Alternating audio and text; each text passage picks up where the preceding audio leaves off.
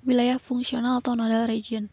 Nah, wilayah fungsional merupakan suatu wilayah yang diatur beberapa pusat-pusat kegiatan yang saling dihubungkan oleh jalur transportasi antara satu dengan yang lainnya. Atau definisi lainnya juga bisa dikatakan bahwa wilayah fungsional adalah wilayah yang menekankan keterkaitan antar komponen atau lokasi yang ditandai oleh beberapa aktivitas ekonomi. Misalnya daerah metropolitan yang terdiri dari kota besar di Jabodetabek. Jabodetabek itu Jakarta, Bogor, Depok, Tangerang, Bekasi. Nah, oke. Yang tanda panah warna biru ini ringkasan dari dua pengertian ini. Jadi ada keterkaitan antar lokasi, bisa juga ini sebagai ciri-ciri dari wilayah fungsional. 4 ini tuh. Pertama, misalnya kita bahas tentang hubungannya dengan Jabodetabek nih. Keterkaitan antar lokasi. Nah, Jabodetabek itu kan terdiri dari beberapa kota nih, dengan pusatnya Jakarta. Jakarta sebagai pusat kegiatan. Kemudian dalam satu wilayah itu si kota selain Jakarta mendukung kegiatan di Jakarta. Biasanya kegiatannya itu aktif berhubungan dengan aktivitas ekonomi gitu biasanya. Mobilitasnya, pergerakannya tuh relatif ke ekonomi. Nah, misalnya orang-orang dari wilayah Bogor, Depok, Tangerang, Bekasi akan melamar pekerjaan misalnya ke Jakarta, karena Jakarta itu pusat dan menyediakan misalnya banyak lowongan pekerjaan. Nah, secara tidak langsung kan dari Bogor orang-orang akan dari wilayah berbeda akan berinteraksi gitu, melakukan interaksi, terjadi keterkaitan. Nah, mereka mempunyai fungsi masing-masing gitu antar orang, antar wilayah, antar kota maksudnya. Nah, kemudian ada ide heterogenitas, ide sentralitas, yaitu tadi perbedaan dan sentralitas atau pusat gitu, sentral. Makanya wilayah fungsional itu lebih bersifat dinamis daripada wilayah formal, karena pergerakannya itu lebih cepat gitu, mobilitasnya. Selanjutnya, wilayah vernakular atau wilayah perseptual. Wilayah vernakular adalah wilayah perseptual yang memiliki identitas unik karena persepsi orang tentang wilayah tersebut. Jadi, wilayah vernakular itu berdasarkan persepsi masing-masing orang gitu. Jadi, kenapa Bogor disebut kota hujan, Pekalongan kota batik, dan Banda Aceh disebut kota Serambi Mekah, atau Bandung disebut kota kembang, itu balik lagi ke persepsi masyarakatnya. Oke, pembahasan tentang wilayah sudah selesai. Kita masuk ke pewilayahan. Apa itu pewilayahan? Pewilayahan adalah upaya membagi wilayah ke dalam bagian yang lebih kecil. Pewilayahan atau penyusunan wilayah adalah pendelineasian unit geografis berdasarkan kedekatan, kemiripan, atau intensitas hubungan fungsional antara bagian yang satu dengan bagian lainnya. Nah, jadi beda ya wilayah dengan pewilayahan, di mana pewilayahan itu upayanya membagi wilayah ke dalam bagian yang lebih kecil, sedangkan wilayah itu ya tempat gitu, seperti tempatnya. Nah, kenapa sih harus dibagi si wilayah itu dibagi kembali jadi bagian-bagian yang lebih kecil? Karena ada tujuan pewilayahan atau regionalisasi. Yang pertama, tujuannya adalah mengurutkan dan menyederhanakan informasi wilayah tersebut. Misalnya nih, kita taruhlah Bandung gitu. Bandung itu kan wilayahnya sangat luas. Kalau misalnya hanya Bandung, tidak dibagi menjadi Bandung Timur, Bandung Barat, Bandung Selatan, Bandung Utara, itu pemimpinnya akan kesulitan. Karena ya pusing mengurus wilayah yang segitu banyak gitu. Nah, menyederhanakan informasi wilayah tersebut. Juga misalnya ada bencana banjir nih di Bandung misalnya. Bandung tuh Bandung mana? Nah, kalau misalnya setelah dibagi-bagi menjadi Bandung Timur, Bandung Barat, Bandung Utara, Bandung Selatan, menjadi wilayah dibagi menjadi ke bagian yang lebih kecil, Bandung ada banjir di Bandung mana? Bandung Timur. Oh, Bandung Timur. Oh ya, jadi lebih menyederhanakan informasi. Atau ada lowongan pekerjaan di Bandung Barat. Oh, misalnya seperti itu. Terus yang kedua, meratakan pembangunan di seluruh wilayah. Nah, meratakan pembangunan di seluruh wilayah itu maksudnya seperti pimpinan di wilayah tersebut. Misalnya kalau misalnya wilayahnya satu seperti Bandung, satu tanpa wilayah bagian-bagiannya dibagi-bagi menjadi kecil gitu. Jadi Bandung Barat, Bandung Timur, dan Bandung Utara, Bandung Selatan, itu kan pemimpinnya akan susah fokus gitu, akan terpecah fokusnya karena mengurus pembangunan wilayah yang segitu luasnya gitu. Kalau pemimpinnya cuma sendiri, maka dari itu kan setelah dipecah pemimpinnya bisa fokus gitu ke satu-satu gitu, ke satu-satu wilayah bagiannya, sehingga itu juga memudahkan koordinasi. Kalau misalnya di tiap bagian sudah ada pimpinan, sudah ada pemimpin, jadi mudah gitu koordinasinya.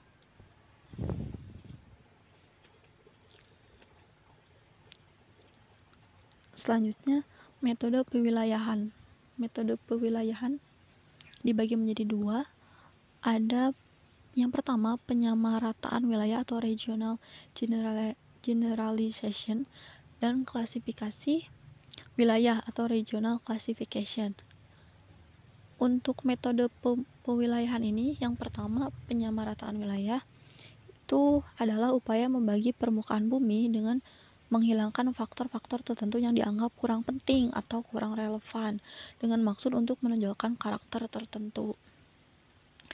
Misalnya seperti di kita ya, wilayah industri, misalnya seperti KHT, kan banyak pabrik gitu di daerah KHT, di daerah Cipasir. Misalnya ada KHT terus ada pabrik apa lagi, Insan Sandang gitu, terus ada apa. Nah itu tuh meskipun KHT dan di sekelilingnya masih ada wilayah rumah-rumah warga, nah tapi itu masuknya ke wilayah industri karena di sana sangat banyak industrinya gitu. Tapi bukan berarti misalnya wilayah warganya digusur, enggak, tapi lebih ke berarti dominannya itu adalah wilayah industri, seperti itu. Kemudian klasifikasi wilayah atau regional classification adalah upaya membagi permukaan bumi dengan mengelompokkan objek-objek dalam suatu wilayah berdasarkan kriteria. Nah, klasifikasi wilayah semula penggolongan wilayah hanya didasarkan pada ciri-ciri alamiah saja, natural feature, kemudian ditambah dengan suatu kenampakan tunggal, single feature, seperti iklim, topografi, vegetasi, morfologi, dan lain-lainnya. Nah, menurut Geographical Association, pada tahun 1937 mengklasifikasikan wilayah sebagai berikut. Yang pertama, generic region, yaitu penggolongan wilayah menurut jenisnya yang menekankan pada jenis wilayah seperti iklim, topografi, vegetasi, dan fisiografi. Misalnya, wilayah vegetasi dalam hal ini lebih ditekankan kepada jenis perwilayahannya saja. Nah, seperti yang terlihat di peta itu, peta wilayah hutan hujan tropis, di mana Indonesia termasuk ke dalam wilayah hutan hujan tropis. Jadi, kenapa disebut wilayah hutan hujan tropis? Karena si negara-negara yang warna hijau ini memiliki kesamaan gitu, digolongkannya berdasarkan vegetasinya. Selanjutnya, specific region merupakan wilayah tunggal yang mempunyai ciri-ciri geografis tertentu atau khusus, terutama yang ditentukan oleh lokasi absolut dan lokasi relatifnya. Absolut itu nyata, lokasi nyata. Misalnya, wilayah Asia Tenggara merupakan wilayah tunggal yang mempunyai karakteristik geografis khusus seperti lokasi, penduduk, bahasa, tradisi, iklim, dan lain-lainnya. Ya, karena kita Indonesia sama Thailand sama Vietnam sama Filipina aja udah beda gitu. Nah, selanjutnya yang kedua, wilayah waktu Indonesia Barat merupakan wilayah tunggal dan mempunyai ciri khusus, yaitu lokasi di Indonesia bagian barat yang dibatasi oleh waktu berdasarkan garis bujur serta pertimbangan politis, sosial, ekonomi, aktivitas penduduk, dan budaya. Nah, ini seperti bisa dilihat di peta wilayah pembagian waktu Indonesia. Ini spesifik sekali karena waktu Indonesia itu dibagi menjadi 3 gitu, waktu Indonesia Barat, Tengah, Timur, jadi lebih spesifik. Nah, selanjutnya yang uniform region tadi udah dijelaskan kan, yang nodal region juga udah dijelaskan. Yang uniform region itu wilayah formal yang tadi, terus nodal region wilayah Kok lupa? Terus yang nodal region itu. Nah, selanjutnya bentuk-bentuk persekutuan regional. Atas dasar kajian tentang wilayah, maka muncul bentuk-bentuk persekutuan regional. Persekutuan itu kan berarti mereka membuat perhimpunan gitu, jadi bersekutu. Nah, antara lain persekutuan negara-negara berdasarkan paham politik yang dianut seperti blok barat, blok timur, dan non-blok. Terus persekutuan negara-negara di bidang ekonomi seperti masyarakat ekonomi ASEAN. Nah, itu pokoknya ini merupakan perhimpunan-perhimpunan di bidang ekonomi lah ya. MEE, Masyarakat Ekonomi Eropa. Selanjutnya persekutuan negara-negara di beberapa bidang sosial, ekonomi, budaya seperti OKI, Organisasi Konferensi Islam, Kelompok Utara Selatan, atau Organization of American States, dan lain-lainnya. Itu merupakan bentuk-bentuk persekutuan regional. Kenapa? Kenapa mereka membentuk persekutuan? Karena klasifikasi semacam ini sangat berguna baik bagi pengkajian ilmiah maupun untuk kepentingan praktis, terutama bagi para perencana regional sebagai suatu bidang kegiatan yang sangat vital. Jadi emang penting jadi dibuat kajian gitu. Selanjutnya tata ruang. Nah, kalau misalnya kalian mendengar kata-kata tata ruang, itu apa sih? Tata ruang itu bukan melekat ya, pokoknya berhubungan dengan kehidupan kita sehari-hari gitu. Misalnya kalian punya kamar gitu, kalian ingin menata kamar kalian sedemikian rupa supaya rapi, atau misalnya kalian mau buat sesuatu di mana gitu, kan harus ditata. Sebelum ke penjelasannya, ini coba perhatikan denah di samping ini, denah lokasi ini, denah lokasi dari Google. Pokoknya nggak tahu lokasi siapa. Nah, di sini di denah lokasi ini bisa terlihat ada balai desa, terus SD, terus ada pasar, ada stasiun. Nah, kalau misalnya nih kalian atau di antara kalian ada yang mau buat terminal. Nah, disimpannya di mana? Di sebelah mana nih mau bikin terminal, mau membangun sebuah terminal? Disimpannya di sebelah mana? Nah, terminal itu biasanya dekat pasar kan? Biasanya ya. Atau disimpan di dekat stasiun juga bisa. Soalnya kalau misalnya di stasiun kan orang-orang dari kereta biasanya turun kan bisa naik angkot atau naik bis atau gitu. Soalnya kan kita nggak tahu tujuan tiap orang itu mau kemana gitu. Nah, atau di pasar juga, di sebelah pasar, di pinggir pasar bisa sih. Soalnya kan di pasar orang-orang mobilitasnya lebih banyak gitu, banyak orang yang melakukan mobilitas, maksudnya kayak banyak orang yang lalu lalang, jadi bisa naik angkot, misalnya bisa naik bis atau elf yang kayak gitu. Bisa sih misalnya, atau mau ditaruh di mana nih, di dekat stasiun atau dekat pasar? Kita taruh dekat pasar aja ya. Nah, kita taruh dekat pasar. Selanjutnya kita mau membuat pom bensin misalnya. Nah, kalau misalnya membuat pom bensin berarti lebih bagusnya atau lebih strategisnya itu harus dilalui oleh kendaraan atau dekat dengan kendaraan. Ya udah, berarti kita buat si pom bensin itu di dekat si terminal. Kok pakai sih ya? Nah, udah dari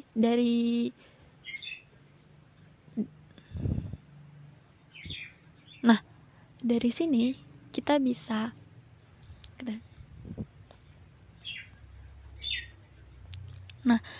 dari sini kita bisa menarik kesimpulan bahwa untuk meletakkan suatu objek saja, untuk supaya tepat, supaya ini bakal bagus gak ya ke depannya, atau bakal strategis gak ya, nah itu kan harus butuh pertimbangan-pertimbangan.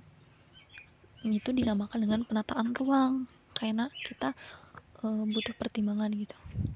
Selanjutnya ada peta tata ruang, penataan ruang, rencana tata ruang wilayah Kota Bandung 2011 sampai 2021. Nah, ini secara realitanya kalau di kehidupan aslinya tata ruang itu Ya seperti di peta, misalnya warna kuning itu untuk apa, warna merah itu berarti ruang untuk apa, warna krem. Nah, ini ada di legenda, nanti kalian baca ya, amati gitu.